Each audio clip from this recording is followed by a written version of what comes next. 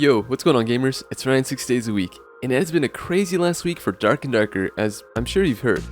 Ironmace has just released hotfix 27, which brings us a hefty number of changes, including a new Golden Caves map, which is now a 5x5 grid, a rework of item primary stats, which now increase by 1 for every tier above common, minor class balancing, mainly targeting the Cleric, Bard, and Rogue, and finally a return of the Tavern lobby, which we haven't seen in almost a year. That last one is especially important to me since I was a previous Human Chandelier world record holder for getting 7 standing players on the Tavern Central Chandelier at the same time. Maybe somebody can finally beat that now. You can read the full patch notes on the Dark and Darker Discord if you'd like, as the rest of this video is going to be focused on what's coming next. Just this last Tuesday, Ironmace CEO Terence and Ironmace lead dev SDF made an appearance on the Darkest Hour podcast for a 2.5 hour long interview. This was mainly about the next development steps in the game, as well as some of their long-term targets. It is awesomely detailed and also gives you some insight on the personal lives of the devs and the early days of Ironmace. We're going to be breaking down the key points of that interview in this video, but I highly recommend you check out the entire interview found on Soma's YouTube channel linked below if you have the time. First, we have the Druid, which is now confirmed to have full animal shapeshifting. Not just human hybrid shapeshifting or animal aspects. So the bear form previously discussed will actually be a bear. Yeah, so our implementation, his vision of a druid is that you actually turn into an actual animal. Like you turn into that bear, right? For those worried about balance, do not worry. It is already part of the discussion as each form will have some sort of hefty drawback, like the bear being too large to fit through most doorways. So one of the things he's talking about, like if you turn into a bear, so there's always going to be pros and cons to the different forms too, right? It's like, so like you're a bear, I mean, you're going to be this huge bear that's really strong, but you can't go through doors now. Nice. Wait a minute. They also teased around the idea of a rat form that would let you scurry under doors. This one's not quite confirmed yet, but do imagine the drawback for this one will be a drastically reduced health pool.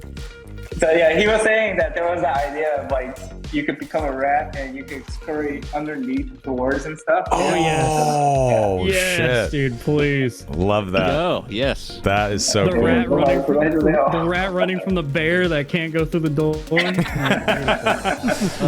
That is cool. However, the Druid will not be the only class given the option to shapeshift, as it is now confirmed that the Warlock will be given a demon form. Not too much detail was given on this one quite yet, but I think it will be in the similar vein as the Druid and will be a complete model change instead of just a hybrid form or aspect. So the original vision for the Warlock is that the Warlock is supposed to have a demon form. And so the reason he wanted to do the Druid is that, we get the animal form down, then we can get the demon form down. Wow. Now he's saying is, it might have to do with the opposite. It would be actually quicker now. Is that and the role that he envisioned for the actual Warlock, right? So it's the Warlock you have right now is just a piece of the Warlock, right?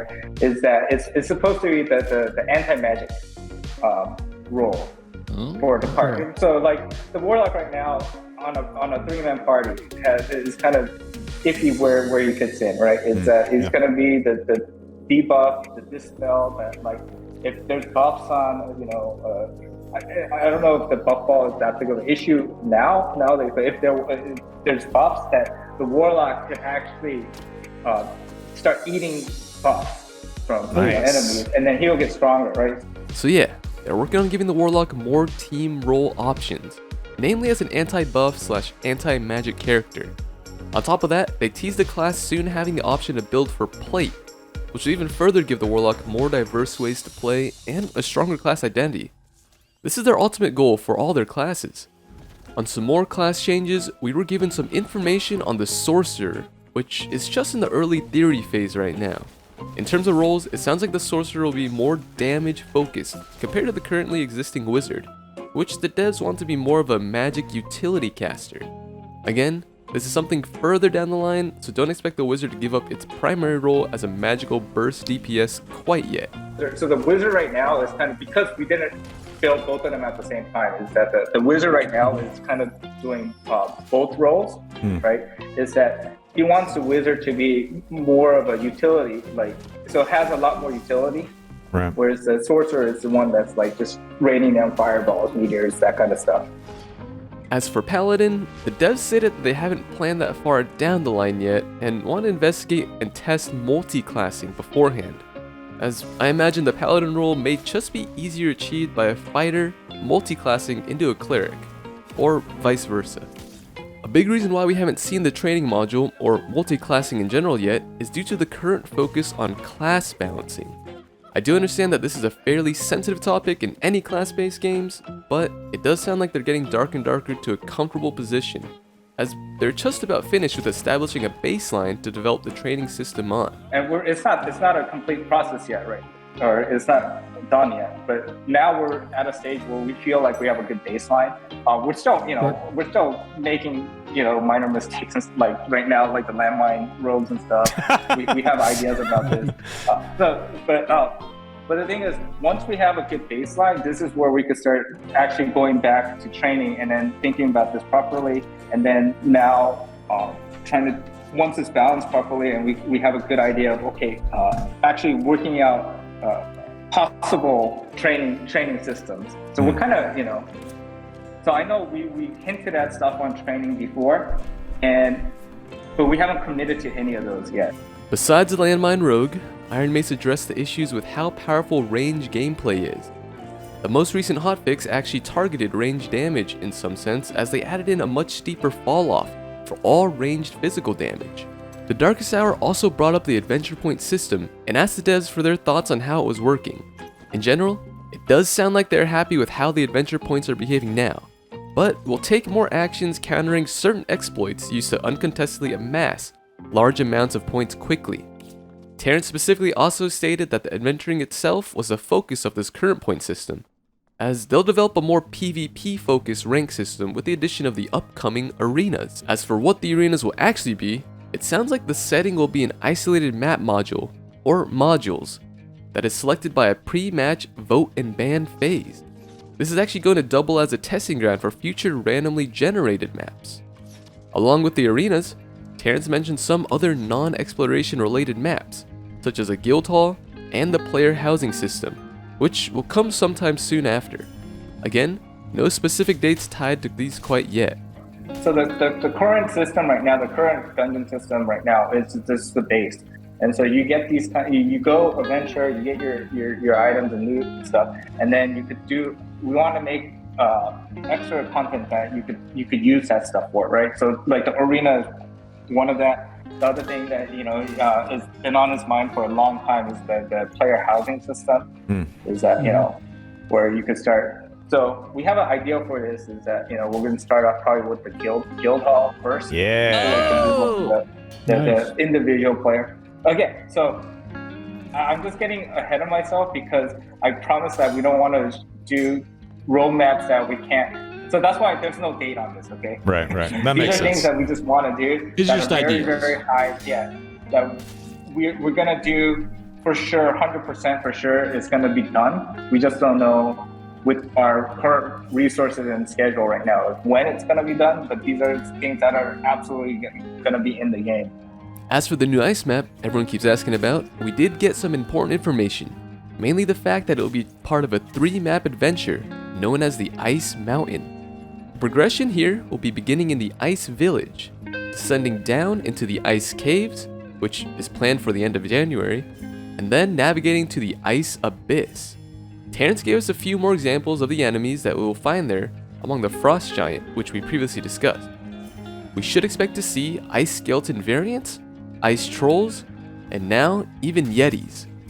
Here, I do want to state that Ironmace will continuously add monsters as the map matures in its development. So just as we saw Inferno become more populated with demons over time, we will see the ice caves become more populated with unique icy monsters in the future. The Ice Dragon, or now Winter Wyvern that was brought up in the last One Peg interview, likely would not be implemented in the ice caves and instead be saved for the Ice Abyss, or the third step in the Ice Mountain journey.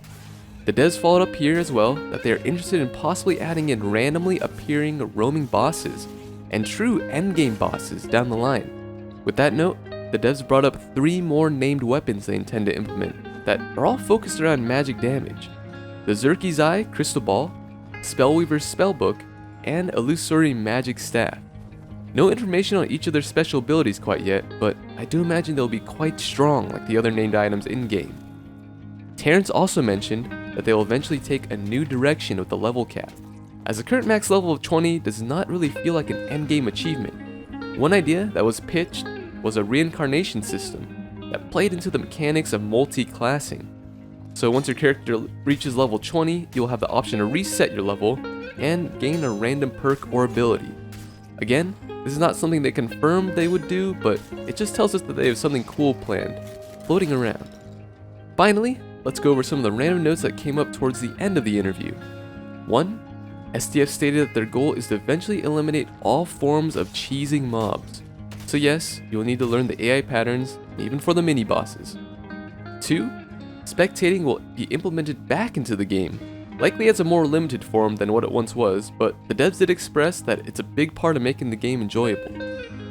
3. They are interested in a character-to-character item transfer, but before they investigate that, the flea market will come first, which is looking hopeful for the end of January. 4.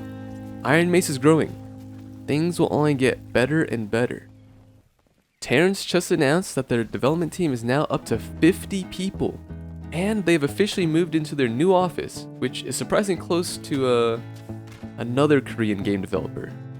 He also stated that one of their main plans is to get back on Steam when they can, as the Blacksmith launcher was made purely out of necessity and not part of their original vision. Even with the independent launch, the game still sold over 500,000 copies, which is an incredible feat, as there's been virtually no advertising done, minus a few small merch partnerships. So a big congratulations to Terence, SDF, and the entire Ironmace team. That's a huge milestone. But that does beg the question, when will Dark and Darker be out of early access? Well, we really don't know yet, but I did get a surprise visit from Terence on stream the other day, and it sounds like the game is around 20% of the way to version 1.0. So yes, we've only seen a fifth of the content that is yet to come for just their first version of the game. So you can expect many more adventures and worlds seeded with the finest riches and dangers beyond our imagination. With what we've seen so far, I don't only think that Ironmace has potential to become the most influential companies in the world, I think that they're already headed there. Gamers, I know it is long, but I really do hope you make some time to watch the full interview, as it gives some cool details on who the devs are as people, alongside the in-depth game conversation. Like on top of being game designers and programmers, Terence is a brown belt in jiu-jitsu, and SDF was a pro BMX rider. Just all around awesome people with a great vision for their game. Alright, as always, thank you for watching. If I missed anything at all, or if you just want to share what you want to see in the game, please comment down below or find me live on Twitch Tuesdays or Thursdays. Take care, and I'll see you in the next video.